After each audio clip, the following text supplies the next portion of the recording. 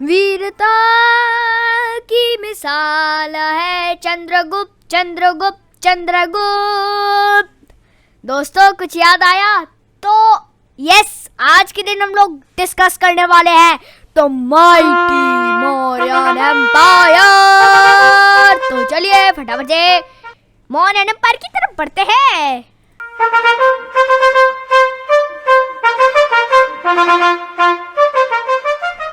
तो यार, जैसे कि मैंने आपको अपनी प्रीवियस वीडियो में बताया था कि धनानंद ने चाणक्य को इंसल्ट करी थी और चाणक्य बिल्कुल रिवेंजफुल गए थे, मतलब मगध के अंदर ही वो घूमने लग गए थे।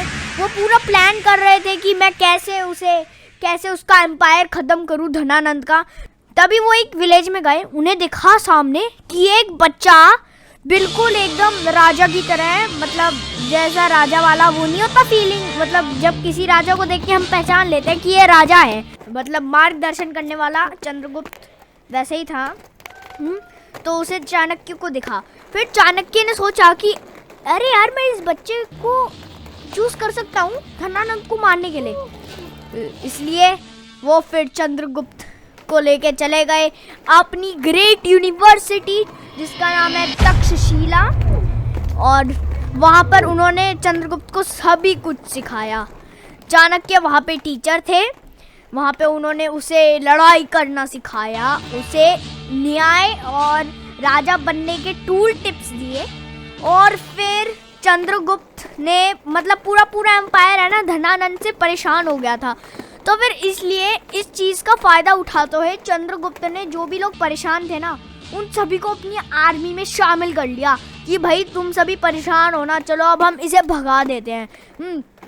तो सभी ने चंद्रगुप्त की बात मान ली और आखिर में एज यूजुअल बुराई की हार हुई और अच्छाई की जीत हुई। तो यार, जब चंद्रगुप्त राजा बना ना, तब उसके पास बहुत सारी कंप्लेंट्स आई थी हर एक विलेज से, बिकॉज धनानंद ने बहुत डिस्ट्रक्शन कर रखी थी ये हर एक जगह। तो चंद्रगुप्त को हर एक उस जगह को सुधारना पड़ा और उसने बहुत सारे किंगडम्स कॉन्कर करे थे। एंड चाणक्य, उसका एक कोर्ट का एक ब्राह्मण था जो कि उसे बताता था कि इस समय में ये करना है। और इस समय है ना, अलेक्जेंडर मर गया था, मतलब अलेक्जेंडर द ग्रेट, जिसे हम जानते हैं हिंदी में सिकंदर के नाम से। तो उस समय तक अलेक्जेंडर मर गया था। भारत को भी थोड़ा कवर कर रखा था अलेक्जेंडर के किंगडम ने। तो जब अलेक्जेंडर के किंगडम तक पहुंच गया ना चंद्रगुप्त का किंगडम, तब उसने उसे भी कॉन्कर करा। तो वो किंगडम थोड़ा सा चंद्रगुप्त के अंदर आ गया। अब जो रूलर था ना वहाँ का, सेलुलस निकेटर, वो गुस्सा करने लग गया, बोला कि मेरी लैंड्स वापस दो, मेरी लैंड्स वापस दो। हैं, लड़ाई करने लग गए। फिर चंद्रगुप्त ने कहा ठीक है, मैं तुम्हारी लैंड्स वापस दूंगा, लेकिन तुम पहले मुझे अपनी बेटी दो, मैं उससे शादी करूँगा। फिर उसके बाद वो बोला ठीक है। फिर उसके बाद वो दोनों एक साथ BBF बन गए, बेस्ट फ्रेंड्स फॉर एवर। फिर उसके बाद चंद्रगुप्त उसकी बेटी को लेकर चला गया, फिर उससे शादी कर ली। जब सेलुलस निकेटर ने अपनी बेटी दी थी ना, तब उसने उसके साथ साथ एक अपना कोर्ट पोएट भी भेज दिया था चंद्रगुप्त के किंगडम में, जिससे कि वो उसके किंगडम के बारे में हर रोज़ जितना भी जो भी चलता हो उससे उस सभी चीज़ को टिपे हैं, लिखे। और उस पोएट का नाम था मेगास्थनीस, और उसने लिखी थी इंडिका, लेकिन इंडिका का ओरिजिनल वर्जन लॉस्ट हो गया था, लेकिन फिर भी हमारे पास उसकी थोड़ी कॉपीज़ हैं। एंड चाणक्य ने लिखी थी अर्थशास्त्र। जब चंद्रगुप्त का मन भर गया था राज करते करते, तब उसने राजगद्दी छोड़ दी और वो अपने बेटे बिंदुसार को दे दी। हमने सबसे पहले हरियंका डायनेस्टी में सुना था जो की था बिंबिसार। आप इसमें कंफ्यूज मत होइएगा, ये है बिंदुसार, वो था बिंबिसार, ठीक है।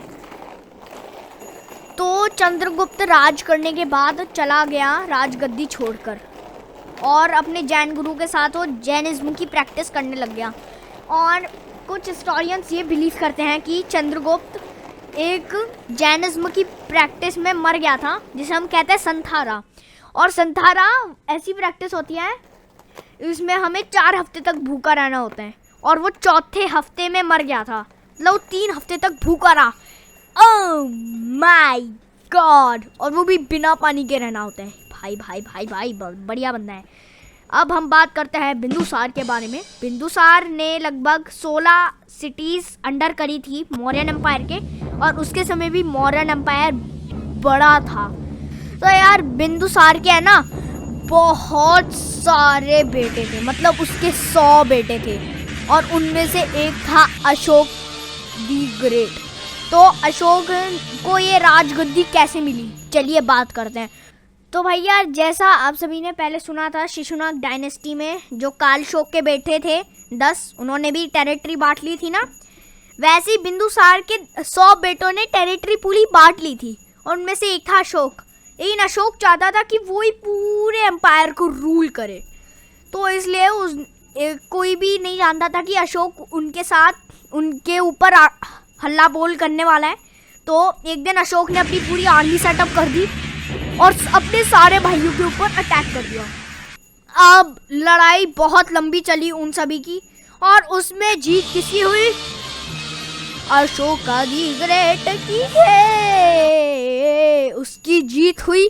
तभी फिर उसे राजगद्दी मिली, और उसके अंडर मौर्यन एम्पायर की कैपिटल थी पाटलिपुत्र, जिसे हम आज के दिन पटना के नाम से जानते हैं, और Patna is the capital of Bihar. और भाई अशोका के बारे में तो हम जानते हैं भाई, वो तो द किंग विदाउट सॉरो कहते हैं हम सभी उसे। भाई हम तो कहते हैं कि उसने बहुत ज़्यादा एक्सपेंड करा, पूरा एम्पायर उसने बिल्कुल फैला दिया। मतलब पूरा इंडिया कवर होने ही वाला था अशोक के अंडर जब वो रूल कर रहा था। लेकिन जब उसने कलिंगा को देखा ना भाई, उसने कलिंगा को क्यों कॉन्कर करा? उसने ये सोच के नहीं करा था कि मेरा एम्पायर एक्सपैंड होगा, उसने ये सोच के करा था कि कलिंगा उस समय का है ना सबसे बड़ा ट्रेडिंग सेंटर था, क्योंकि वो कोस्ट लाइन में आता था, इसलिए वहाँ से बहुत सारी ट्रेड्स चलती थी। तो अशोक ने उसे कॉन्कर करने की सोचा, क्योंकि वो भी अपने राज्य की प्रॉस्पेरिटी बढ़ाना चाहता था। और लड़ाई में भाई भाई भाई भाई भाई भाई 10 लाख सोल्जर बने दोनों किंग्स की साइड से। अशोका की साइड से 10 लाख, और जो दूसरा किंग था उसकी साइड से भी 10 लाख। और फाइनली कलिंगा अंडर हो गई थी अशोक के। अशोक को खुशी होनी चाहिए थी, लेकिन वो बहुत दुख था इस पूरी डिस्ट्रक्शन वगैरह को देख के। वो पगला गया था कि अबे यार मेरी वजह से ये सभी कुछ हुआ है, अबे यार मैंने तो प्रॉस्पेरिटी बनाने के लिए ये सभी कुछ करा था, लेकिन इससे तो लोगों की जान जा रही है, ये मैं कैसे कर सकता हूँ? मैं इतना निर्दयी कैसे हूँ भाई, मैं इतना निर्दयी कैसे हूँ? फिर उसने वादा कर लिया था कि मैं आज से दिग्विजय नहीं करूंगा, धर्म विजय करूंगा। तो दिग्विजय होता है कि जब हम बहुत सारी टेरिटरीज को लड़ भिड़ कर जीतते हैं, और धर्म विजय होता है जब हम धर्म के थ्रू विजय हासिल करें, मतलब दिल जीत लेना अपने न्याय से।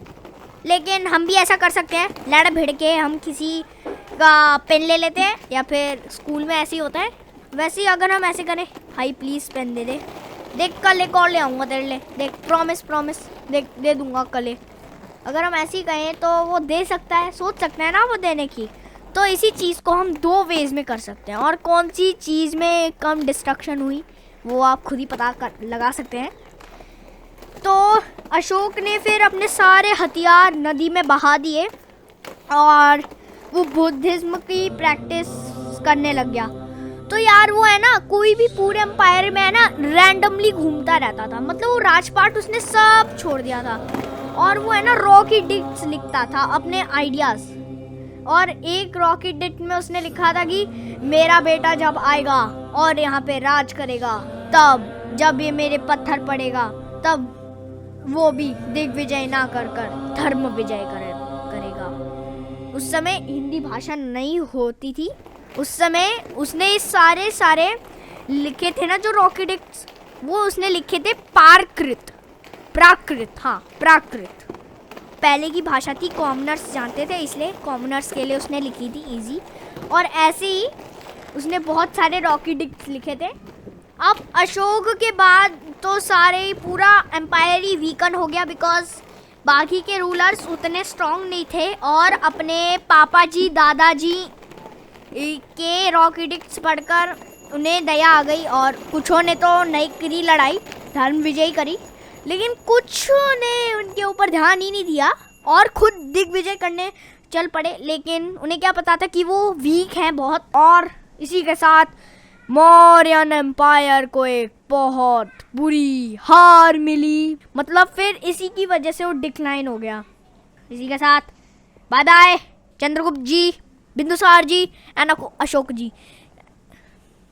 तो गाइस, हर एक एम्पायर हमेशा लोग इतनी मेहनत करके अपनी टेरिटरी इतनी एक्सपेंड करते हैं, लेकिन उन्हें क्या पता यार कि कुछ सालों में उनकी सारी मेहनत पर पानी फिरने वाला है, बिकॉज बाकी के लोग इतने स्ट्रॉन्ग थे ही नहीं यार, इनकी भी मेहनत पे पानी फिर गया। तो एनीवेज गाइस, अगर आपको ये वीडियो अच्छी लगी हो तो प्लीज़ इसे लाइक करना, चैनल पे अभी नए आए हो तो प्लीज़ चैनल को सब्सक्राइब करके बेल आइकन को दबाना बिल्कुल भी मत भूलना। और हाँ, नेक्स्ट वीडियो हमारी आने वाली है ग्रैनी की, तो आप प्लीज़ ग्रैनी की वीडियो ज़रूर देखिएगा। और देखते हैं नेक्स्ट ग्रैनी की वीडियो में हमारा क्या भुजिया बनती है, क्या ग्रैनी की भुजिया बनती है।